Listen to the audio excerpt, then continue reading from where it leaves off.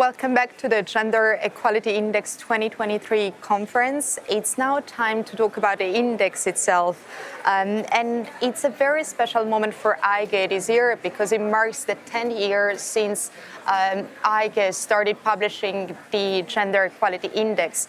And as in any big occasions, it's time to look back and take stock of what we have achieved so far, and also understand what needs to be done. I'm very happy to be joined here in the studio by Jolanta Reinkerte. She's a senior specialist at EIGE, and she will present us the main findings and the main takeaways of the index this year. Hi, Jolanta, the floor is yours. This year is a big year for us. We celebrate 10 years of the Gender Equality Index. Much has happened over the years, and multiple crises are still ongoing as we speak. Still, progress and change have happened. We see improvements in the work-life balance, pay transparency, more gender balance on corporate boards, significant moves to end violence against women and domestic violence. European Union agreed on its first care strategy, a cause for celebration, indeed. Yet the job is far from completed. Let's see what index shows us. Gender Equality Index looks at gender inequalities within a range of areas that are relevant for the European Union policy framework. For the first time, the index incorporates EIGE's survey data on care. It sheds new light on the domain of time, which hasn't been updated since 2016. This year index also focuses on socially fair green transition in transport and energy, and discusses at length the challenges and opportunities it opens for gender equality. Now, I can reveal this year's index score. Let's see where we stand. The European Union score for gender equality is 70.2 out of 100. This is a tiny increase of 1.6 points in 1 year. Since 2010, the index score has increased by just over 7 points at a rate of 0.6 per year. Sweden, the Netherlands, and Denmark are Europe's top performers this year. Sweden leads the ranking in the last 10 years, although its score has dropped in the last year. The Netherlands jumped a spot to gain the second place since the last year. Belgium, Spain, and Denmark also made to the top 5 countries in the EU. Improvement is most needed in Romania, Hungary, and Czechia. Now, to use a sports terminology, so in a short distance, the biggest improvement is made in Greece, Portugal, and Bulgaria. But in the longer distance, the countries that improved the most since 2010 are Italy, Portugal, Luxembourg, and Malta. However, Sweden is the only country to exceed 80 points. And I need to conclude here that it's only 2% of the European Union population is in the home stretch to achieve gender equality. For the European Union, this is far too slow to make it a fair place for everyone. This leads to whether the countries are converging in gender equality. Overall, since 2010, we see that the differences between member states are decreasing, but let's take a closer look. We have 8 countries, mostly in the south of Europe, and also Lithuania, with faster improvements in the last 10 years, basically catching up with the EU average. 7 countries with already higher levels of gender equality, for example, Nordic countries, but also Belgium, Ireland, the Netherlands, and Slovenia, are flattening and moving forward very slowly. We are proud of 5 outperforming countries which exceed the EU average and progress more rapidly. These are Austria, Germany, Spain, France, and Luxembourg. And finally, the remaining 7 countries are slowly moving forward, but they remain consistently and significantly lower than the EU average. So as you can see from the map, countries with the lower levels of gender equality are progressing more rapidly, while top-performing countries are slowing down. Now, let's have a look at what index tells us in several domains. Let's start from the domain of time, which closed the major data gap and allows us now to observe changes in unpaid care and also social activities in the last 7 years. Between women and men in the EU, there is a greater balance in care for children below 12, but there isn't when it comes to the intensity of care and type of task. As you can see, men are mostly engaged in care for up to 3 hours a day, while every second woman does the bulk of the most intensive care for more than 5 hours a day. When it comes to specific care activities, gender gaps are biggest in personal and physical care and also emotional support. These are routine tasks, so time-demanding, physically and mentally demanding tasks that still fall heavily on women, and regardless of their income, education, or migration background. Although the evidence allows us to speak of increased fathers' engagement in childcare over past years, this is not the case with the housework.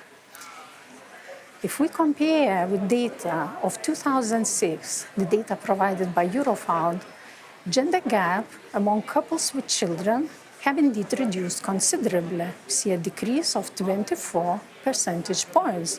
But here comes the most important point. Gender gaps in care are slowly narrowing now, not because men are doing more, we see an increase of 5 percentage points, but because women are doing considerably less.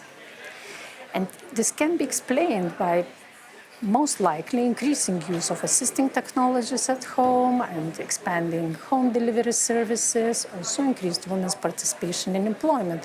All these could have contributed to this change. But we cannot outsource everything to technology. Technology in itself will not resolve structural issues such as gender norms. An index thematic focus gives a very particular attention to climate change and care. Women already bear disproportional responsibility for unpaid care work, and as the effects of climate change intensify, care obligations will further increase. And similarly, higher pressure will be put on already overburdened formal care systems. You will hear more about it during the day. Now let's look at what is often overlooked in the work-life balance debates. It's time left for self-care. Since 2015, the gender gap has doubled. What it basically means, it means that due to gender care gaps and increasing women's participation in employment, it's only every third woman actually has time to be regularly engaged in activities that she likes. In the next presentation, we'll go deeper into the survey results, so stay tuned with us. Now let's turn to the domain of power, where we see the biggest boost for gender equality in the last 10 years. Let's look at how countries look like depending on the course of action they chose. 8 member states have so far adopted mandatory gender quotas for listed companies, and basically those 8 countries are driving progress in the European Union. Now, when they are about to reach their targets, the progress is slowing down. 10 other countries have taken a soft approach, utilizing a wide range of measures and initiatives with different degrees of stringency and specificity. The remaining 9 countries haven't taken any substantial action. So the difference is very clear. Binding and soft measures, they drive progress. But here let's stop, and let's not overlook that the progress at the very top positions is barely moving. Women account for less than 1 in 10 board chairs or CEOs, and this hasn't changed over years. Looking at women's representation in the national parliament, we see quite a different rate of progress. In more than 10 years, women's political representation increased by 8%, while women's share on company boards actually nearly tripled. And in the last 4 years, we see that women's share in national parliament decreased in 7 countries. This is a worrying trend, especially in view of European elections next year. In line with this index theme, we conclude that we need to address gender imbalances in decision-making and gender ignorance in policies for climate action, especially in areas of energy, transport, also agriculture, areas that are most pertinent to current political agenda. As women and other disadvantaged groups are more negatively affected by climate impacts, they can provide so much needed critical leadership and solutions to address the climate crisis. Finally, I want to shed some light on the domain of work and segregation in particular, as it comes across as one of the key areas of the green transition. In the Gender Equality Index, we look at gender segregation in the care sector. Overall in the EU, can see 4 times more women than men are employed in education, health, and social welfare. This trend has remained frozen since 2010. A very similar picture emerges if you look at both extremes, men in the care sector and women in STEM. But on the other extreme, women in STEM, and you see the trend of women in STEM, it actually slightly increased by few percentage points. These 2 extremes, they represent 16 out of 20 most popular occupations in the European Union.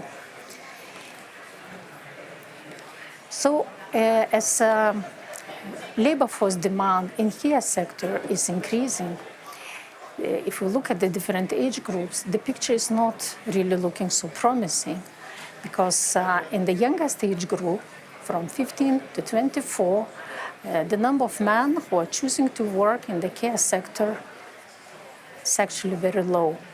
And when the men in the age group from 65 plus will retire soon, actually gender segregation in care sector is likely to increase.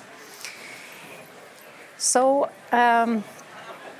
now I would like to finish my presentation by taking a closer look at 3 steps forward campaign that EIGE ran in the last years. We received lots of proposals from you on what key 3 steps forward have to be taken to improve gender equality. This is what you think is the most important. And I hope you leave this conference with the new ideas and new commitments for the better future. Thank you so much. Thank you so much, Jolante. And I think there are some very thought-provoking insights in this year's Gender Equality Index. And I was thinking, so one of the domain of the index is also touches upon intersecting inequalities. For instance, all those socioeconomic indicators that also are combined to gender inequalities. So, for instance, age, disability, the economic background, the ethnicity, the migration background, and even sexual orientation. What does the report this year tell us about that? Has there been an improvement? Indeed, intersecting inequalities, it's one of the domains of index and provide probably one of the most valued perspectives to the analysis of gender equality index scores. And if I take a look at 2 economic domains, domain of work and money, here we can clearly see the trend that gender gaps, they start widening with the family formation, and especially with the birth of the first child. It's more or less at the age of 25 plus. And the gender gaps actually are very high in the older age group. So it's from 50 to 64. And I can give a few examples. For example, among couples with children, the full-time equivalent employment rate is highest, is 26 percentage points. So it's basically the birth of a child, it gives a so-called fatherhood premium and the motherhood penalty for the mother. And then the same trend is also quite obvious if we look at gross earnings. The gross earnings, they're actually very high. If you look at this, starts growing in that family formation phase when women start having children. And now if we for example, look at how situation looks like among low-educated people or people with disabilities or migrant background. Generally, both women and men are quite disadvantaged in the labor market. But women actually are disadvantaged nearly 2 times more than men. So that's basically, it very clearly shows how actually gender intersects with other inequalities. As regards the earnings, I need to mention one more example. Actually, gender earnings gap is also very high among highly educated people. And for example, the fact that women are better educated in the European Union, it actually doesn't provide, in a way, an advantage, because due to very high vertical segregation in the labor market, actually women, if we look at the highly qualified people, the gender gap in earnings is very high. It means women cannot really make to the top position. And the last observation is that although overall we observe an income growth for both women and men, that's not actually the case at the lower tail of the income distribution. And there we have that many more women than men in so-called among lower earning population. And this leads actually to the increasing gender gap in poverty. And in Europe we have around 10 million women compared to 5 million of men in the age group 65 plus that are at risk of poverty. So this is also quite an important intersection of gender and age, which allows us to have a more complete picture. That's incredibly interesting. And now I see that your presentation has also sparked some interest from our viewers. And so I would like to ask you a couple of questions. So I see one person is asking, if the index is going up by 0.6 each year, does that mean that we are at least 50 years away from achieving gender equality? And how can we get there in our lifetime? It's a good question, huh? Indeed, and this is we can assume, right, that it will take 50 years, but we can assume this pace of change in if situation is as we have it today. I'm not saying that situation of today is a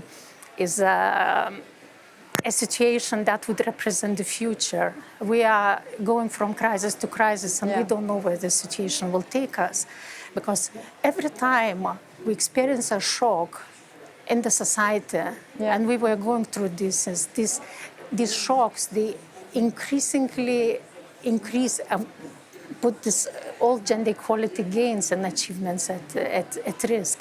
So we had the economic and financial crisis, then we had the health crisis, now we have security crisis and climate crisis. So basically, to say 50 years, it's in a way would probably be an optimistic scenario. I don't want to be very positive, but I think it's a sign that we need to be proactive and take a bit of a stronger actions and to be a bit more strategic if we want to reach it sooner than later. Yeah, absolutely. And it's a bit disheartening that 50 years is the optimistic scenario, but your point on the crisis is absolutely on point. So I also have another question, which is, it's a bit more technical. It's how do you apply an intersectional approach to data? Do you, and also, it's also part of the same question. The person is asking, what about gender equality for women who belong to minorities or have a disability? Is the overlap with other diversity points taken into account? Well, I guess we partially already responded to this. I don't know if you want to add something more. We try to apply intersectional perspective in a cross-sectional way, cross-cutting way. So basically, in every analysis of every domain, it also entails an intersectional analysis. We are trying to do our best and looking at the best quality data that we can use in our analysis, and we are fully aware that there are very major data limitations, and if we can see more about, for example, about situation of people of different age groups, if we can see more about the situation of people having different education, and about people with disabilities or without disabilities. So maybe we can see less, for example, about certain ethnic groups, but we are trying really to make the best use also of qualitative research and sometimes data, even if it's available for just a few member states. And for the future, we'll try to even step up our effort more in order to be a bit more reflective, really, on a situation of as diverse groups as possible. Yeah. And maybe just because we don't have a lot of time, we just have 3 minutes left, but I really want to reply maybe this other question. Somebody is saying we are missing an indicator for infrastructure, and such as gender provision, alignment, accessibility of public spaces and infrastructure. So do you agree with that? Do you want to work on an indicator for infrastructure? Indexes as a whole is looking just at indicators at individual level, how situation looks like for women and men. But the so-called outcome indicators, okay, because we are most interested really how investments or how certain policies, what impact they make on the life of women and men. But of course, infrastructure, also policies or attitudes of people, these are very important contextual indicators, so-called input indicators that we take very seriously in our analysis. For example, I can give an example in the domain of time, and when we speak about unpaid care, it would be impossible to speak about it without looking at availability of services or accessibility of services. And because there is very strong statistical evidence, it has a direct link on the distribution of unpaid care. So indeed, as it was mentioned, is that yes, public infrastructure or access to services, access to transport, access to certain resources, and these are very important explanatory factors that have to be taken into account.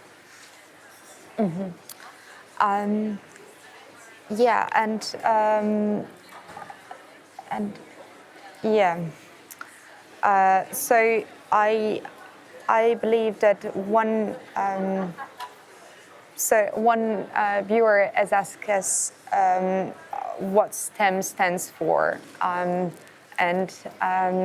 maybe you can give it's an abbreviation of science, technology, engineering, and math, and we usually use it to speak of those sectors that up to date still remain male dominated.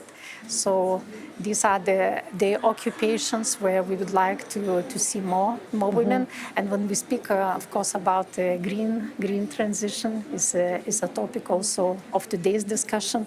It's very important to have also more women there, because segregation generally it's a quite big structural issues that is linked with many other inequalities in society. Yeah, and I saw that there were some achievements there in the number of women involved in STEM as well in this year's index. I believe our time is up, unfortunately, but Jolanta, thank you very much. It was absolutely an insightful presentation. And now, so we will move to our next session, but before we will have a very short break.